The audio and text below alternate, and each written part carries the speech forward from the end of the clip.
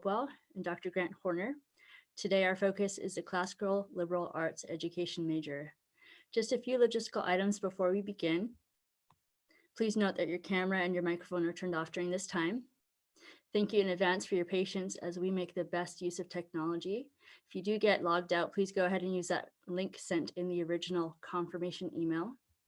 We are recording the session, so we will make that available to you as soon as possible. And lastly, if you have any questions, please do include them in the Q&A box located at the bottom middle of your screen. We plan to get to those towards the end of the session. Well, allow me to introduce our guests. Dr. Mitch Hopewell is Interim Provost and Dean of Online Learning.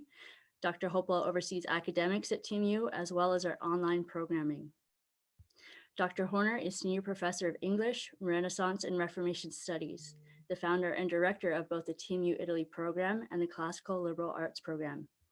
His books include The Worldview Guide to Dracula, John Milton, Classical Learning and the Progress of Virtue, the best-selling Meeting at the Movies, Becoming a Discerning Viewer, and two forthcoming works, The Worldview Guide to John Milton's Paradise Lost, and The Heresy of John Milton, Calvinist, Reforming the Puritan Poet with Historical Theology. Dr. Horner is an experienced rock climber, Yosemite Big Wall speed climber, and alpine mountaineer. He and his wife Joanne have 3 grown children and 6 grandchildren. Well, welcome to both of you. Thank you so much for joining us. At this point, I'll turn the mic over to you, Mitch. Thanks, Vanessa. Really appreciate that. And Dr. Horner, welcome. We've done a few of these over the last couple of weeks. Given our coronavirus quarantine situation, we thought we would leverage technology and do a couple of these opportunities. For me, there's a little bit of self-serving nature to it. I just really enjoyed the opportunity to ask interesting people questions and have some conversations with just some really neat people that we have on campus. So that's what we've been doing, and I look forward to our opportunity. So Dr. Horner, you got somewhat of an introduction there, kind of an academic rundown of who you are, but maybe just tell us a little bit about yourself. Where are you from? Where did you go to school? What are some of the highlights from your background that have led you to master's? Well, sure. I've been at master's for 20 years. Before I came here, I taught at a couple of very high-end research universities on the East Coast. I was working at Duke University, UNC Chapel Hill, and University of Alabama. And I love those schools. They were wonderful experiences, but I found out very quickly that I was not that interested in teaching graduate students. I really wanted to teach undergraduates. I love the 18 to 23, 24 age group. And I really like college level courses more than master's or doctoral level courses, even though I've taught those. It's just a very, very different experience. I also found out that I wanted to teach at a Christian school, having been a believer for just about 40 years now. And master's was just an ideal fit for me. And I think I was a good fit for master's. Been here just a little over 2 decades, and it's just been a wonderful, wonderful experience. I loved moving from a very, very large, really a huge university to a small liberal arts college where everybody kind of knows everybody and everyone says hello. And it's just a wonderful, very sweet, friendly environment. And I've had a lot of wonderful colleagues and friends, yourself included. Well, thank you. It is. I would echo that. It is a really pleasant place to work and to learn alongside of our students, which is it's a joy. So, well, Dr. Horner, I thought I'd start by asking you. Everybody at the forefront of everybody's mind, it seems like, and at the top of everyone's social feeds are news about the coronavirus and this kind of thing. And you are a professor of literature. That is your background in the classics. I wonder if my first thought was, in the past, this isn't the first pandemic the world has seen. What's happened in terms of academia and literature in previous pandemics? Yeah, that's a great question. I mean, here we are in 2020 and we're having this problem with this virus. It's a new thing. And that's why people are trying to be very, very cautious, because we don't know what might happen with it. And so I guess the goal is to err on the side of caution. But it's been 100 years really since the 2017-2018 Spanish flu epidemic which had a terrible, terrible, disastrous result in Europe and North America particularly. And we haven't had any kind of real pandemic or anything like that for about 100 years. And it actually was a very common thing for many, many centuries in Asia and Africa and in the Americas, and certainly in Europe. Probably the most famous, pandemics would be the various plagues. In 1348, a ship bumped into the dock in Genoa, one of the major seaports in Italy, and it was full of dead people. And they just unloaded the dead people, and they saw a lot of rats jump off the boat onto land, as would normally happen. And within a few days, people started getting very, very sick. And you'd wake up in the morning, feel fine. By 10 o'clock, you'd have a headache. By noon, you'd have a high fever. By early afternoon, you would start breaking out in these very dark purple mottled spots all over your body, which are basically your cells exploding from the bacterial infection. And you began to bleed internally, and you would often be dead by nighttime. They had no idea what was causing this. We now know it as the bubonic plague, and there's another variation, the septicemic plague. They didn't know if it was in the air. They thought perhaps it was in the water. No one understood that it was actually a bacterium that was carried by fleas that were on the rats. And because there was no germ theory, and because there was no real understanding of the danger of filth just in the streets and in the homes, the importance of trying to keep yourself clean, many people got sick. It got so bad in Milan, kind of northeast of Genoa, that at one point the magistrate would show up at your house if anyone was sick, and they would show up with the lanzi, who are the guys with these lances, these huge, like a big sharp sword at the end of a pike, and they would back the family into the house, and then the masons would roll in with their carts, and they would actually wall you up, your entire family, alive in the house to prevent the spread. It was very, very frightening. Wow, interesting. You mentioned to me at one point there was a novel that was titled, I think, Pandemic. Tell us a little bit of the Plague. Okay, Plague, the Plague. yeah. Okay. Yeah, The Plague is by Albert Camus. He's one of the great French existentialist writers of the 20th century. As I mentioned to you earlier, it's one of those books that I recommend only to my worst enemies, because it's hideously depressing. You have an atheist French existentialist, writing about, the horrors of death, essentially, and the contemplation of death. The Christian response to plagues and pandemics has always been really quite different. The rise of hospitals in the Middle Ages really comes from a response of the church to large numbers of people becoming sick and dying. And they understood very, very little about medicine. They didn't know a lot about anatomy. They didn't understand what infection was. They didn't know the difference between an infectious disease and a congenital disease, and so on and so forth.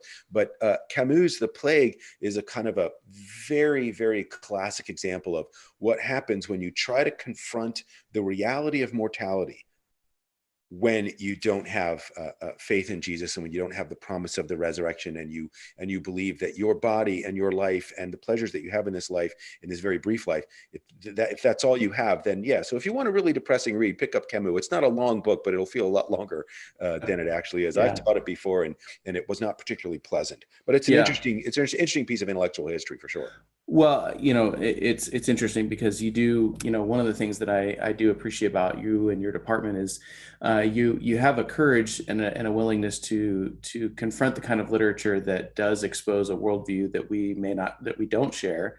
But in reality, we see that all around us, and we see, particularly in a variety of responses of people during the current pandemic, and some fear and some, panic and these kind of things. And we see a lot of those things so well articulated in literature that it's such a valuable thing to engage with and to learn about. So, well, Dr. Horner, you are a student of the classics. That's kind of where you live with a lot of your research and your thinking. Tell us about how the classics, what is classical education in a sense, not necessarily the classical school movement that's modern, but how is the curriculum of higher education influenced by the classics, the study of classics, which goes beyond literature as well? So. Yeah, that's a great question. First of all, everyone used the word classic all the time. Oh, classic Mustang, 1969. Oh, classic movie, Casablanca. Oh, she's got classic good looks. It's a classic, ham and Swiss on rye sandwich. Classic it means almost everything now, which means it means nothing. It's derived from a Latin word, classis, which means standard. Okay. And the Greeks kind of passed this idea of certain essentially eternal standards onto their cultural inheritors, Rome. Rome politically, militarily conquered the Greeks, but the Greeks kind of culturally conquered the Romans, right? Because the Romans became very, very Greek in their culture in many, many ways. And so Colossus means standard. And it's the idea that there are certain standards, certain things that are eternal, that are immutable, that they're absolute. Everything is not like that, but there's some things that are. And even pagans recognize this. And what a lot of people do now is they'll look at modern education in America, and they'll say, what has happened? You know, we graduate people who can't think, they can't write, they can't communicate, they can't read, they have no ability to focus for any length of time. And it's very hard for them to read the Brothers Karamazov or listen all the way through a symphony or watch a movie that's maybe more cerebral as opposed to exploding helicopters. And I don't mind an exploding helicopter in a movie from time to time. But the idea of looking at particularly American education, if you study the history of education in America, what you see is that America produced some fabulous products out of the education system, the public education system, particularly in the university system, post-secondary ed, in the 19th century and into the 20th century. But after World War II, and particularly once you hit the 50s and 60s, what you're seeing is a generation or two of implementation of a bunch of ideas that begin to circulate after World War I. And those ideas kind of filter through higher education and down into public education. And essentially now what you have in K through 12 and then undergraduate through graduate school is not at all what anyone in the previous 2 millennia of education would have considered an actual education. The word educate, educare in Latin, means to be led out of yourself.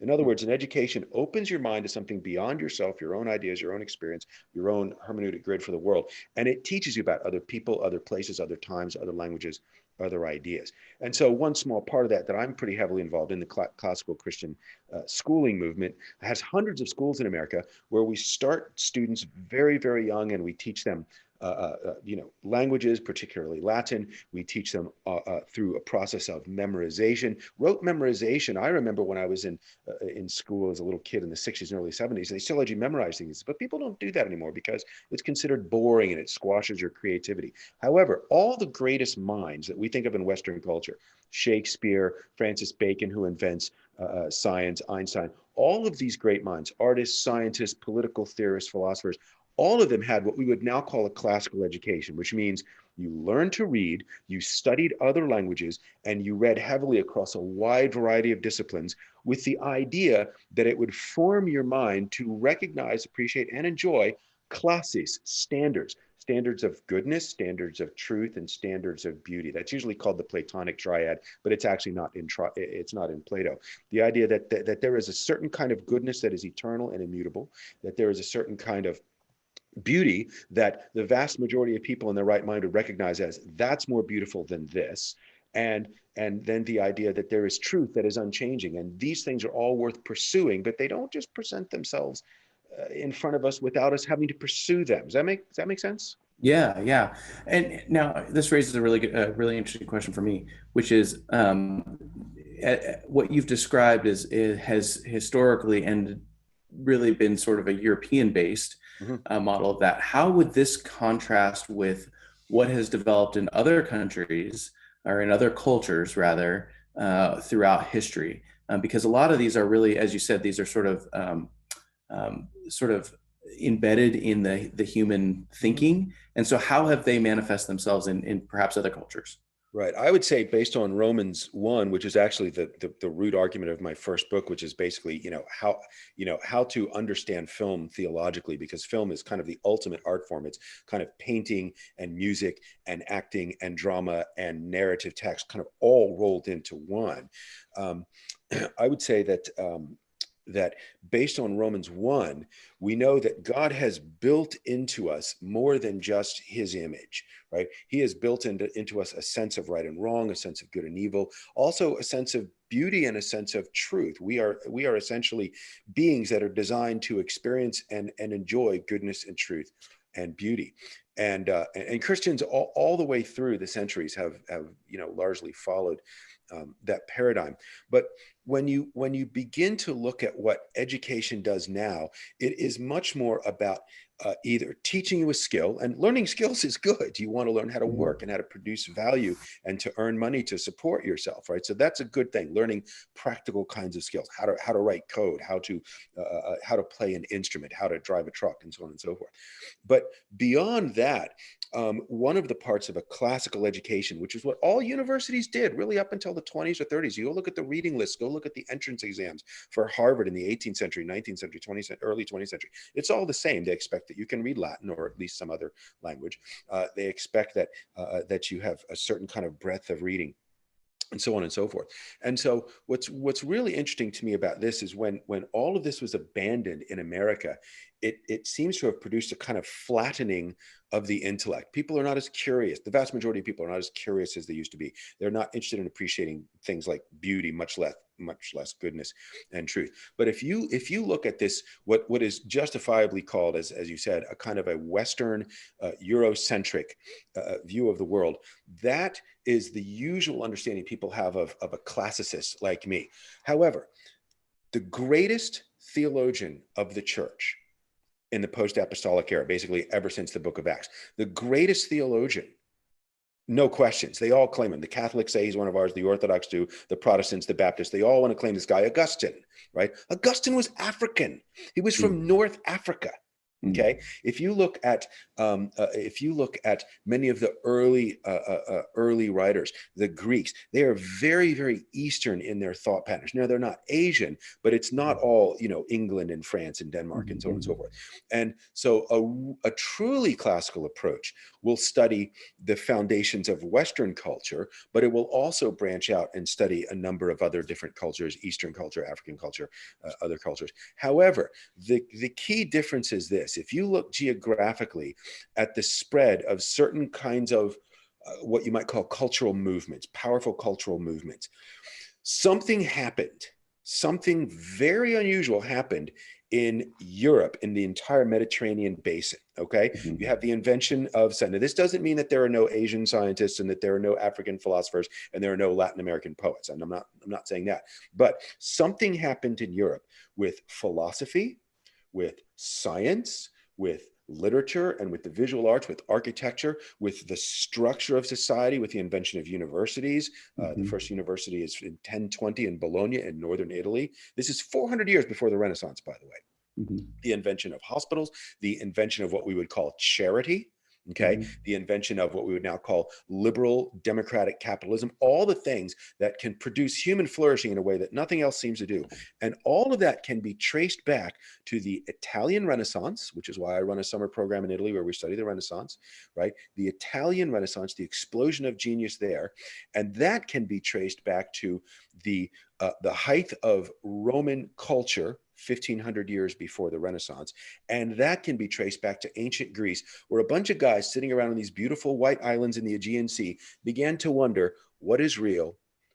What is true? What is good? What is beautiful? And how should we live?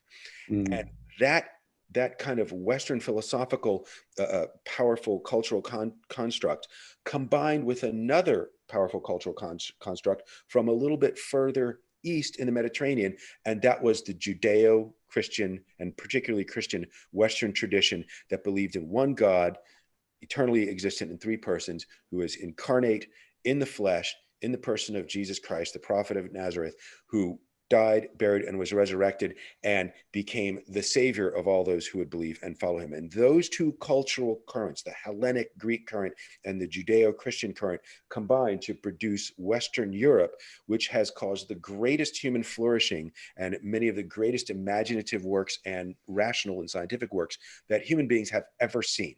Right. Yeah, we didn't see a scientific revolution in the South Pacific, as it were. Not that they didn't. And that has nothing to do with the moral value of individuals. Right. It has to do with certain structures of ideas that are in place. Yeah, and the combining of what those two worldviews you mentioned versus the clashing of them would be interesting. That's well, very interesting. Well, so this is what we do in the classical liberal arts program at the Master's University. So in a minute, I want you to talk a little bit about that. and maybe why a student might be interested in that. For those you mentioned earlier about, a whole sort of P12 classical liberal arts track is the CLA program, the classical liberal arts program at Masters, designed exclusively for that person? Is there interest and connection to what other students at the university might be interested in? Because the idea of studying, timeless truth and human thinking in terms of truth and beauty and what's right and wrong and all of these, it's an engaging study. But like for someone like myself, I didn't go to a classical liberal arts track for my education. So, how would a person think about that? Right. Yeah. If you think about human flourishing, and particularly something that would be of value for believers, the pursuit of goodness and truth and beauty, all of which ultimately is found in the incarnation of Christ. There's nothing more beautiful, nothing more good, nothing more true than the person of Jesus Christ. But all of the goodness of God is reflected through God's common grace across all of humanity. Pagans can come up with brilliant scientific understandings of the world, and pagans can create beautiful art and architecture and literary things. And so as believers, I think it really behooves us to develop our minds, and I would also say to develop our souls. Not that I would make a lot of distinction there, but to develop the minds, the soul, the consciousness in such a way that it ultimately turns our eyes to God by recognizing his goodness and truth and beauty in human works. It's always a degraded, weak form of the goodness and truth and beauty of God, but it can turn our eyes toward him. So the classical Christian ed movement is about 35, 40 years old now, and there are hundreds of schools all over the country. I've got a friend who's working on starting one in Oxford. I've worked with some people who are trying to start hundreds of schools in Africa. It's an amazing thing. And so the classical liberal arts BA at Masters, which is new, we're just finishing up our first full year. Started with just a handful of students, 4 people, and there's about eight or 10 people in the first course. And now interest is shockingly, to me, is explosive. I thought it'd be slow growth, but it's taking off the way, that you wish your income would sometimes. And so what's happening is that we are training people to be teachers and administrators in these classical schools, because it's all been homegrown. None of us got this kind of education. You didn't, I didn't study these things until I was in graduate school and fell in love with it. And so it's designed to train people who want to work in this explosively growing movement. I mean, there are dozens of these schools starting every month all over America, and headmasters. I mean, I got a text the other day from a friend of mine that runs a school in Kansas. He's like, look, I need you to send somebody now. I need a humanities person that could run student life for us, and so on and so forth. I said, don't have any graduates yet, but here are some graduates who are working along those lines that would be helpful for you. And I get these contacts all the time. There are more jobs out there that they can fill because no one has been trained. But now that we've been doing this for a little over 3 dozen years, now we have people who've been through a classical education and gone to college, and we're starting to work them back through to become teachers. But there are no undergraduate programs in America that are designed specifically to train you to do this. And that's what my program does. You basically do a very strong classical curriculum and a wide variety of courses that are wonderfully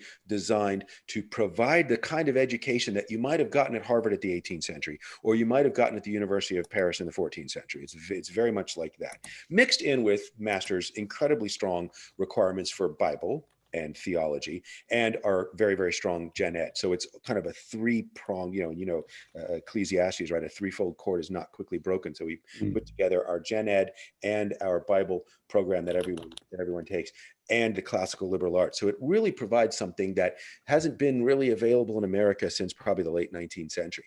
But that's not the only thing it's designed to do. It's also designed to help people that want to do graduate school. So if you want to do master's or doctoral work in the humanities, in history and philosophy and political studies and literature, in the arts of any kind, if you want to go to law school, if you want to enter any of these fields, it's designed to provide the kind of strong basis of classical education that would really, really help in those areas. And on top of that, you get to study with me in the summer semester in Italy, which all of the students that I have lived with over there just tell me it's a life-changing experience, because they see classical art and medieval art and Renaissance art in all of its glory in place, not just paintings and sculptures, but the architecture. We live in a 650-year-old villa. outside of Florence in the Apennine Mountains. So you're living inside of a fortress. It's literally, you're living inside of history. But even more valuable, perhaps, than all of the discussions and all of the theological debates that we have and looking at all of the art is you see what happens when a culture, and this is where Italy and Europe is now, you see what happens when a culture abandons its roots of Christianity and ancient Greek and Roman philosophy and art and sense of beauty, abandons it and replaces it with a thoroughgoing secular atheist worldview, because it's vacuous.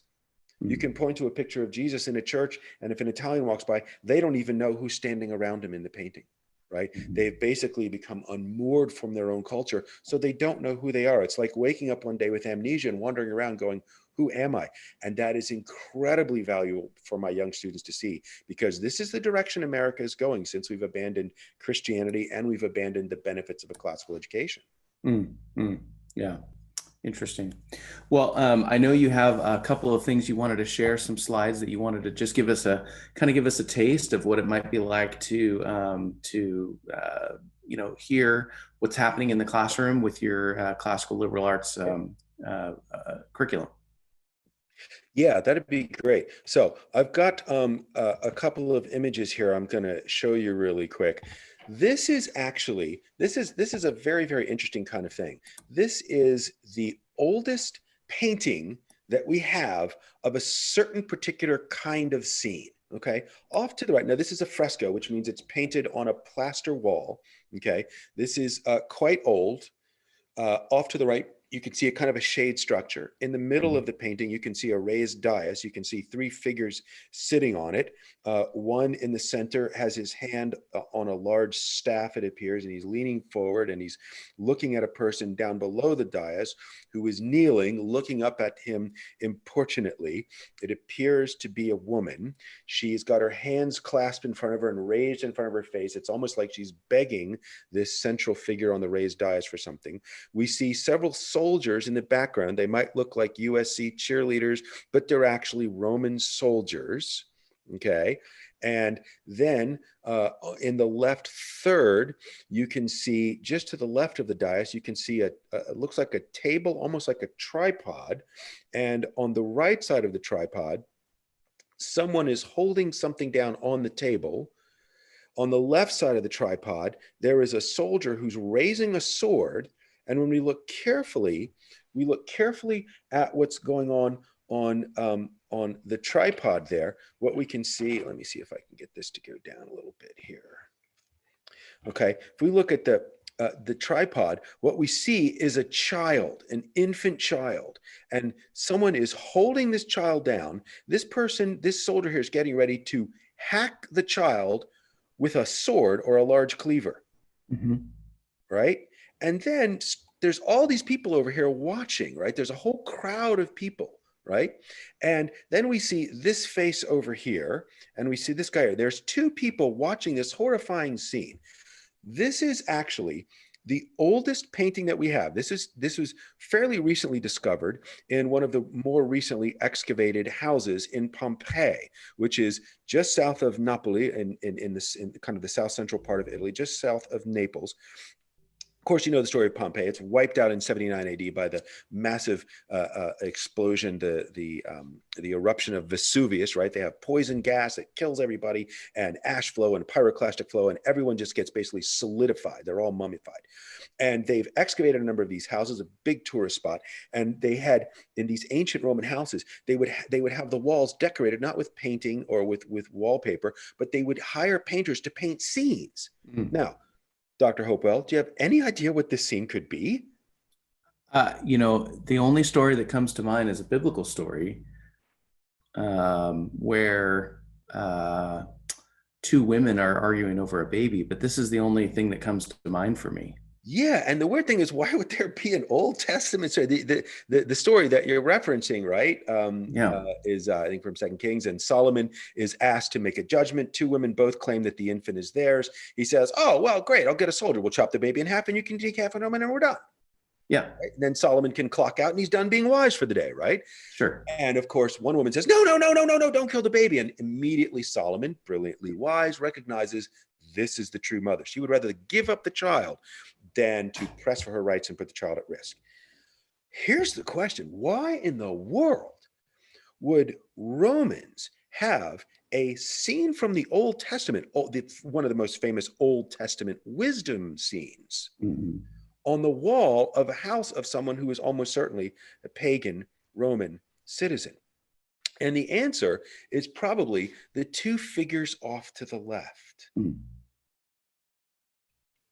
Now we've got two males who are clearly looking at this scene. And what does it look like, Dr. Hopewell, that their response to the scene is? How about the guy with the dark hair? What's his response? Yeah, he's contemplating, he's thinking, he's working this over in his head. Yeah, he's like, wow, what a weird situation to deal with, and what a brilliant solution.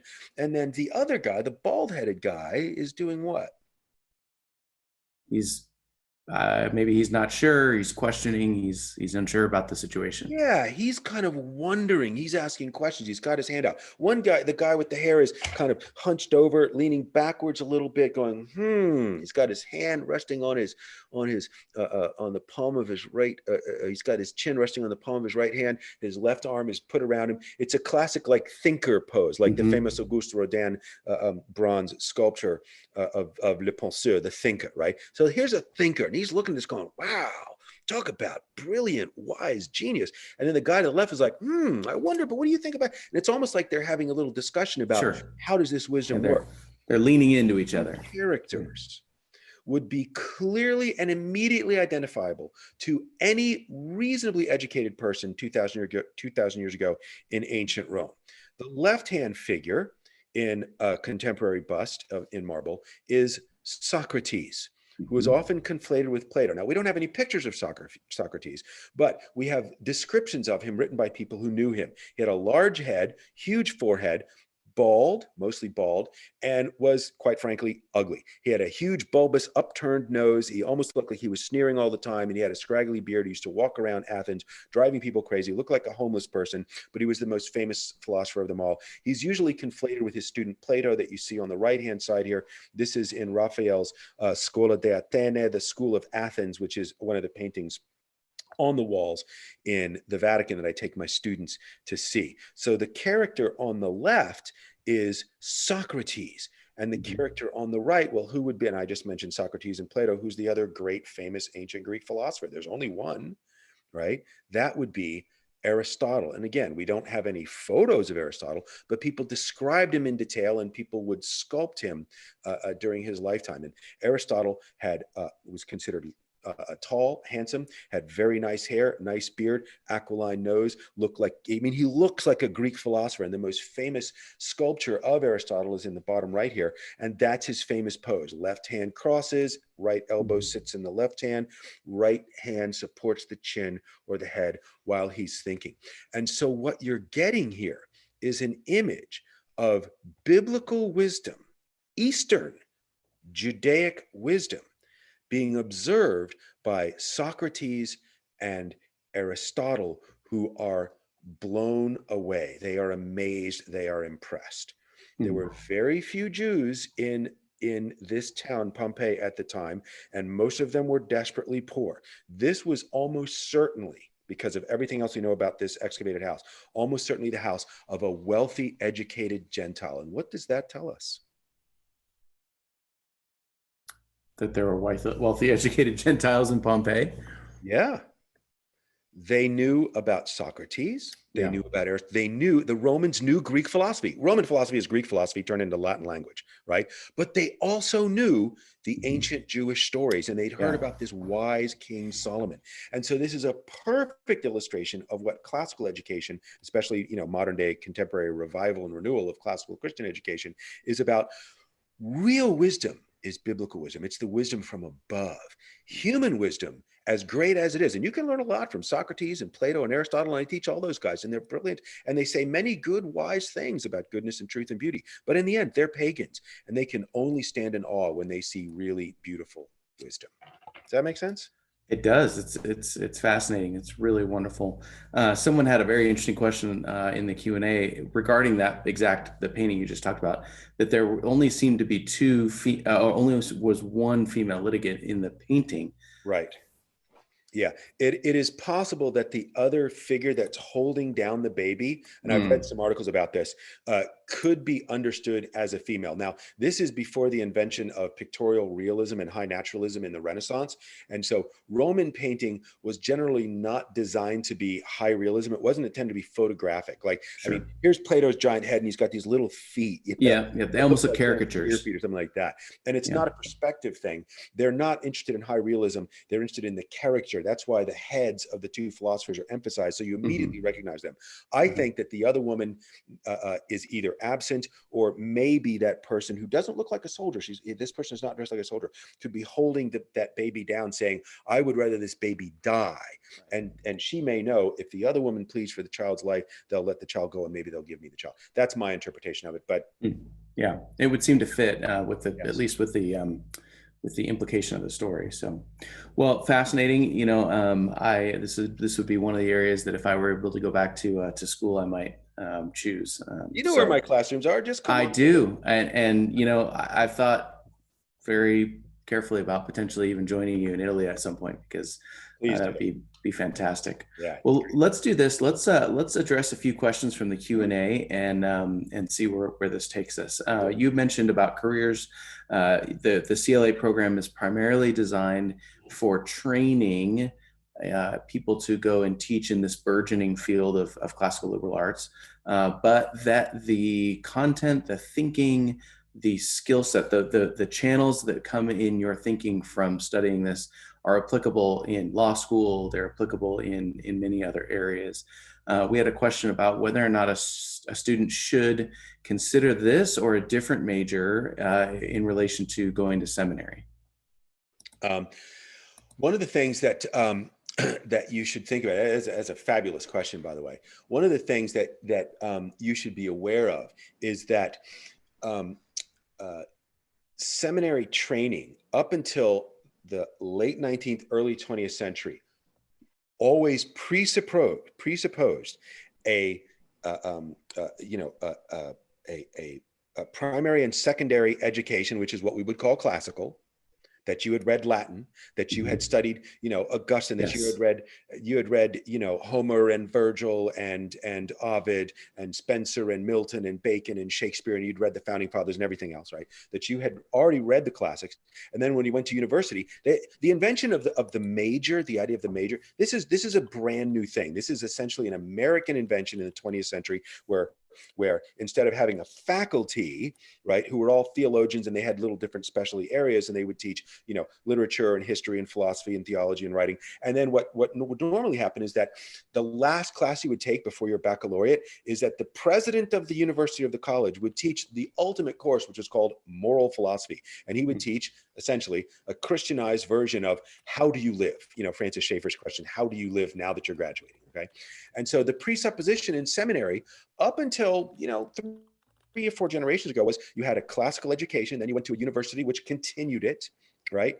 And what they call the trivium in classical education is grammar and logic. So you would learn grammar, essentially the bits and pieces of knowledge as a young child. When you got a little bit older, 12, 13, 14, you would study logic, the structures of good argumentation. And then you would move on to rhetoric, which is how to express yourself persuasively and beautifully. And that combination is very important. And then you went to university because you knew the facts, you understood how to make good arguments, and you could recognize bad arguments, and you knew how to speak persuasively and beautifully, right?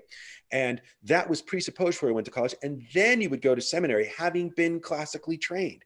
I've got a friend, Keith Sarr, who's a military chaplain based in Europe. He actually runs a wonderful, this is about the only thing I ever look at on Facebook, called the Ecumenical Fellowship of Classical Christian Classes, or something like that. You can find it on Facebook. And it's a rapidly growing group. And one of the things that he has said, and he, studied Latin with me years ago, is that if only I had had this before I went to seminary. And I'm hearing from a lot of people who are looking at seminary, people who are in seminary, and people who went to seminary, and they're all saying this would be crucial. It would help us. A number of years ago, the head of Fuller Seminary contacted me out of the blue, right down the road here in Pasadena, and asked me if I could teach doctoral level Latin. And I wrote back and I said, do you know where I work? I'm extremely conservative evangelical. I work for Dr. MacArthur at Masters University. Yeah, I know Latin. I could teach your doctoral students Latin. And so he took me out to lunch, and you know, I agreed to teach for him. I said, as long as you know who I am and what I am and that I'm not going to change, that's fine, because Fuller is well known as being pretty liberal. Sure. And I said, I'm happy to be the conservative evangelical teaching the language of the Catholics to the mainline liberal Protestants. Let me do it. Right. And the students that I had there were, and some of them were quite conservative, were brilliant students. And they said, this has helped me so much just to learn how to think classically by learning Latin. Interesting. Yeah, good. That's a great advice. And you know, for students that aren't considering this major, but other majors, but want to go on to seminary, we often encourage that broadening of a base in general. So very helpful. You know, Colossians 2:8 tells us that we should not be captivated by the empty philosophy of the world. So we have a question about how in our program are we balancing that we don't fall into and fall captive to, as Colossians warns us, to the philosophy of man, while studying it and learning from it. Excellent. Yeah, that's probably the most single important question you could ask about education in general, about living in the world in general. And the same Paul that says that in Colossians warns us in 1 Corinthians 1 and 2, you know, do not allow Sophia Logua, the worldly wisdom, the wisdom of words, you know, fancy philosophical vocabulary. Do not let that carry you away. Right? Because the Corinthian church was divided into all these different, essentially philosophical factions. There were probably 24 philosophical schools of thought in ancient Greece, right? I mean, the most famous ones, you know, Plato's ideas and Socrates' ideas and Aristotle over here and the Cynics over there and Zeno and the Stoics over here. And we see Paul encountering them in Acts 17, right? Mm-hmm. But Paul, who warns constantly about philosophy, and he's right to do so, worldly humanistic philosophy, is also the same Paul that cites several classical authors in his works. He cites Epimenides. He has the famous, you know, the Cretans are slow bellies, liars, evil bellies, gluttons, and so on and so forth, which is a classic Greek philosophical statement, you know, somewhat slightly racist from one Greek group to another. But he's also the same Paul who in Acts 17 begins to speak to the people in Athens. Right. And Athens is famous for nothing if not for being the birthplace of philosophy. Right. And so they take Paul, we want to hear you, but we're going to take you to the place where we do all of our philosophical and religious debate.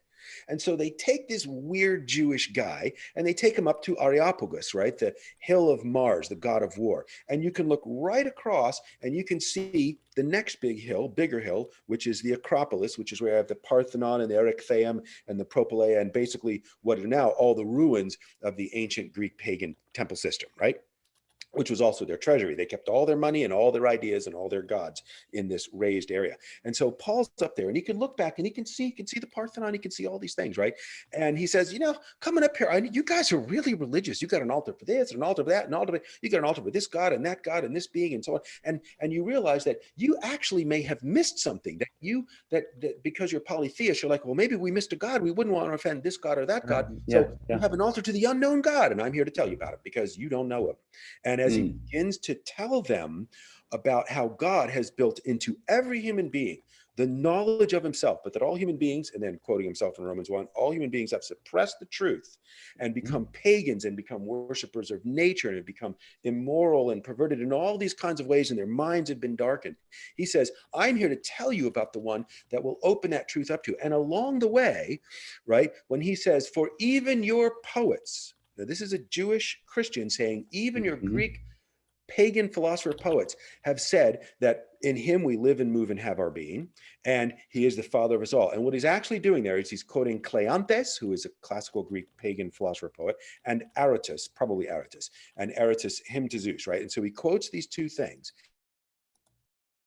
which means, and these classical Greek pagan, not all Greek poetry was just, daffodils and butterflies. Much of it was actually philosophical attempts to understand the world, which was written in poetry, right? And many of the philosophers wrote in poetry. So philosophy and poetry were very closely linked.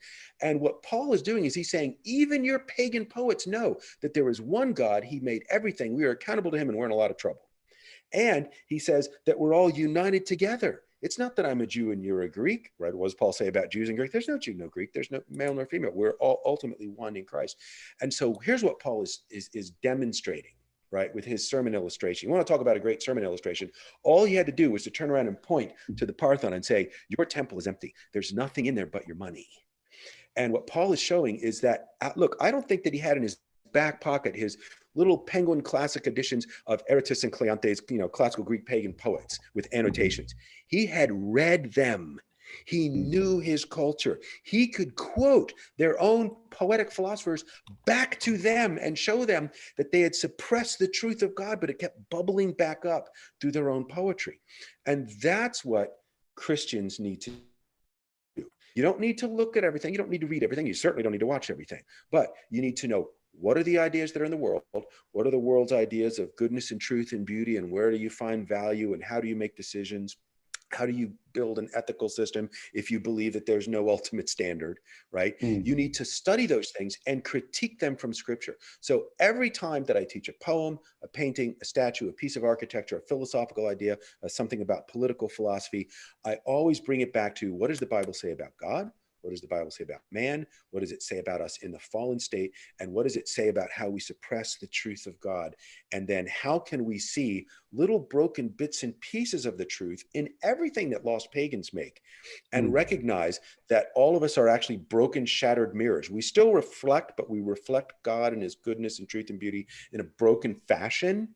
And while we still reflect, our reflections are going to be distorted. The only way that you can see those broken pieces properly is by reading scripture alongside. So I will often have, in a class, I'll have Cicero, pagan philosopher, open next to my Bible. What does Cicero say about friendship? What does he say about growing old? What does he say about taking bribes? Now, what does the Bible say? So it is comparative analysis designed to teach discernment. And that is what Christian thinkers and teachers and philosophers have done for centuries and centuries, and it's very effective.